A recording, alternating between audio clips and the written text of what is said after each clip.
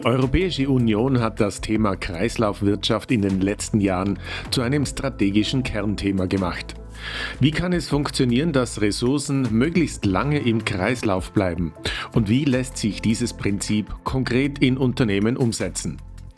Das Projekt InnoCircle mit 30 Unternehmen aus Tirol, Salzburg und Südtirol hat das in den letzten 2,5 Jahren praktisch erprobt.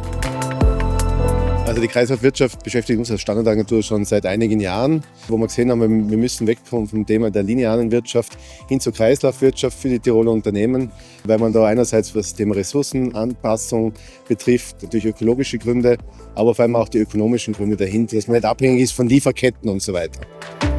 Für die EU ist Kreislaufwirtschaft kein Umwelt- oder Recycling-Thema. Sie sieht darin einen zentralen Hebel der wirtschaftlichen Zukunft: Klimaneutralität, Unabhängigkeit von Rohstoffen und wirtschaftliche Stabilität. Im Projekt wurden neue Ansätze entwickelt, von Produkten über Prozesse bis hin zu Geschäftsmodellen. Am Anfang hat keiner die komplette Vorstellung gehabt, was wird passieren, was wollen wir machen, wie schaut das Coaching-Programm in Wirklichkeit im Detail aus.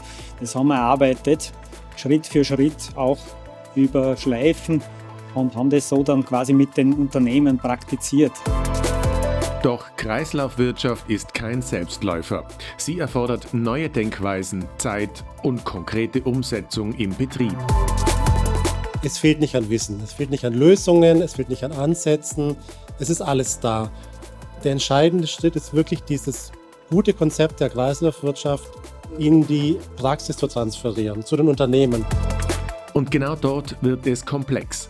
Neues Denken braucht Zeit, Verständnis und Erfahrungen. Und zwischen Idee und Umsetzung liegen oft technische, organisatorische und wirtschaftliche Hürden. Es klingt relativ einfach, wir sagen, okay, wir einfach Dinge im Kreislauf zu halten, aber die Details, natürlich, wenn man sich genau anschaut, da steckt oft einmal dann der Hund drin, wie man bei uns in Tirol sagt. Wie das konkret aussehen kann, zeigt sich im Alltag von Unternehmen. Im Projekt wurden die Unternehmen dabei inhaltlich und organisatorisch begleitet. Dieses Second Ascent ist ein Repair Space. Wir reparieren Outdoor-Bekleidung und optimieren sie und versuchen quasi die Lebensdauer von den Kleidungsstücken zu verlängern. Statt Produkte zu ersetzen, werden sie erhalten und weiter genutzt. Was auf den ersten Blick sinnvoll erscheint, erfordert in der Praxis neue Abläufe und wirtschaftliche Abwägungen. Dadurch, dass wir so klein sind, habe ich gemerkt, okay, wir kommen an unsere Grenzen, wir könnten uns optimieren. Das Projekt brachte neue Ideen, vor allem durch den Austausch mit anderen Unternehmen. Ein zentraler Teil des Projekts waren die Vernetzungstreffen. Dort konnten Unternehmen voneinander lernen und neue Ansätze entwickeln. Und für viele Unternehmen begann hier ein neuer Blick auf das eigene Geschäft. Oft denkt man vielleicht, Mensch, dieser Begriff Kreislaufwirtschaft ist so ein großer, so ein komplexer Begriff. Manchmal muss man nur ganz klein anfangen, damit was Großes entstehen kann. Diese eine Idee, einfach mal sich zusammenzuhocken, ein bisschen drüber nachzudenken, das bedeutet oft viel, viel mehr, als die Dinge in einem ganzen, riesengroßen, komplexen System zu sehen. Der Austausch mit anderen Unternehmen wurde zum zentralen Hebel.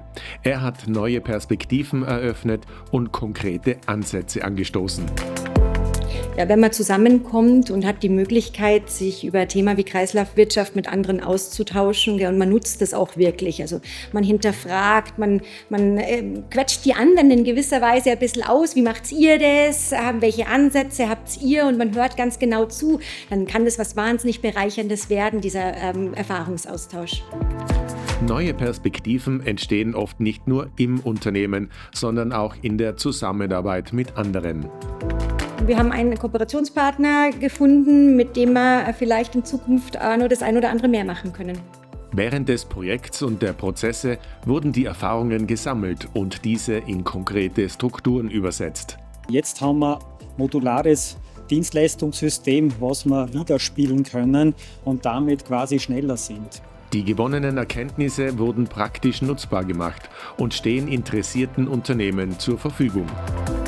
Das ist etwas, was ganz wichtig für uns war, und wir werden das dann auch in unsere Tätigkeit im Circle Hub Tirol auch wieder hineinbringen. Und da die Unternehmen zu befähigen, das zu erkennen und dann auf diese doch durchaus vielleicht auch herausfordernde Reise zu begeben, das sehe ich als unsere Aufgabe. Eine Erfahrung des Projekts hat gezeigt, Kreislaufwirtschaft entsteht nicht durch einzelne Maßnahmen, sondern durch neue Denkweisen und Zusammenarbeit. Dass das Wirkung hat, weil auf dem Papier ist es geduldig, da bringt es niemand was. Und das ist wirklich so meiner Meinung nach der zentrale neuralgische Punkt. Kreislaufwirtschaft kann einfach sein und kann aber auch sehr schwierig sein. Wo setzt man an? Kreislaufwirtschaft ist kein fertiges System. Sie entwickelt sich Schritt für Schritt in Unternehmen, in Netzwerken und in der Praxis.